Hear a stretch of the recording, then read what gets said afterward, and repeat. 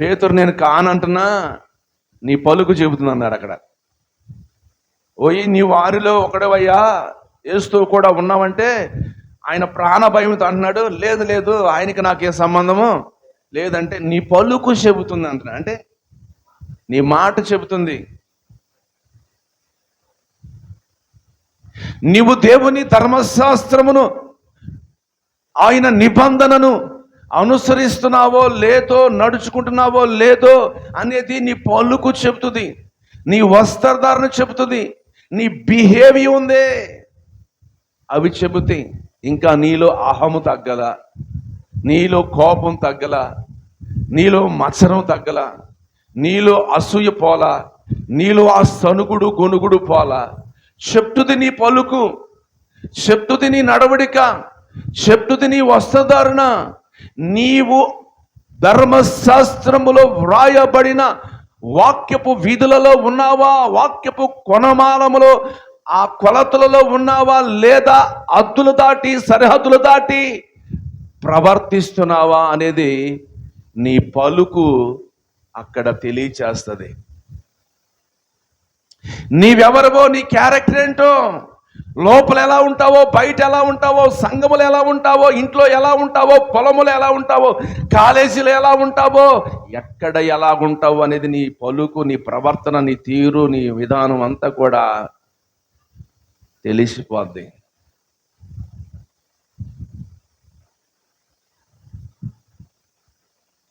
దోలోడు ఎక్కడైనా దోలోడే, దొంగోడు ఎక్కడైనా దొంగోడే, వ్యభిచారోడు ఎక్కడైనా వ్యభిచారమే. ఇక కన్ను ఆగదు, చూస్తానే ఉంటాడు. ఇక దొంగోడు అంతే, ఎక్కడికి వెళ్ళినా ఆడు చెయ్య, ఆడి దృష్టి ఆడిని ఏం కొట్టేద్దామా, ఏం ఛాన్స్ దొరికిద్దా అని అనుకుంటానే ఉంటాడు. దోలోడు కూడా అంతే, ఎక్కడున్నా ఆడు ఇంట్లో ఉన్నా దోలోడే, సంఘంలో ఉన్నా దోలోడే, కాలేజీలో ఉన్నా దోలోడే, ఎక్కడున్నా ఎవరిలో ఉన్నా, నలుగురిలో ఉన్నా ఎక్కడున్నా దోలోడే.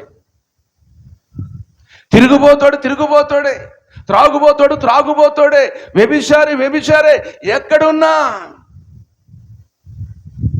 వారి క్యారెక్టర్, వారి క్రియలు, వారి ప్రవర్తన అర్థమైపోద్ది. మార్పు లేదని, మారలేదని, మార్చుకోలేదని, మార్చుకోవడానికి ట్రై చేయట్లేదని, సరి ప్రవర్తన లేదని, సెల్ ఫోన్ వాడటం మానలేదని, షాటింగ్ చేయటం మానలేదని, లోక యొక్క వార్తలు, అసూయ, ద్వేషము, కలహము, మత్సరము, కోపము, గర్వము, అహంకారము ఇవన్నీ కూడా ఇంకా తనలో పునికి పుచ్చుకున్నాయి. ఇంకా ఏమీ కూడా తొలగిపోలేదు, విడిచిపెట్టలేదని ఇట్టే అర్థమైపోతుంది. కింద మాటలు చదవండి.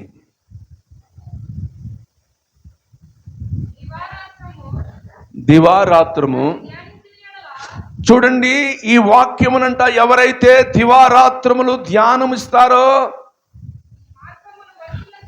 వారి మార్గాలు వర్ధిల్లుతాయి అంట, వారి జీవితాలు వర్ధిల్లుతాయి అంట.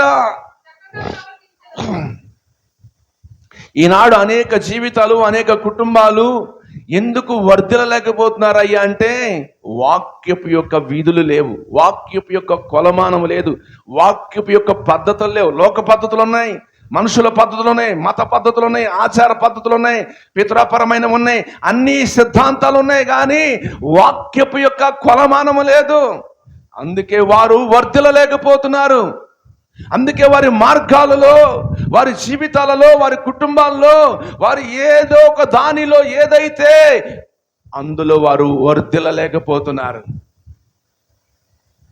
ఇప్పటికైనా వాక్యపు కొలమాన ప్రకారం, వాక్యపు పద్ధతుల్లో, వాక్యపు యొక్క చట్టములో నీవు అనుసరించగలిగితే, ఈ ధర్మశాస్త్రములో వ్రాయబడిన వాటి పద్ధతిని నువ్వు ఫాలో అవ్వగలిగితే నీ మార్గములో నువ్వు వర్ధిల్లుతావు, నీ జీవితములో వర్ధిల్లుతావు, నీ ప్రయత్నములో వర్ధిల్లుతావు, నీ పనులలో వర్ధిల్లుతావు, నీవు చేయుచున్న దానిలో వర్ధిల్లుతావు.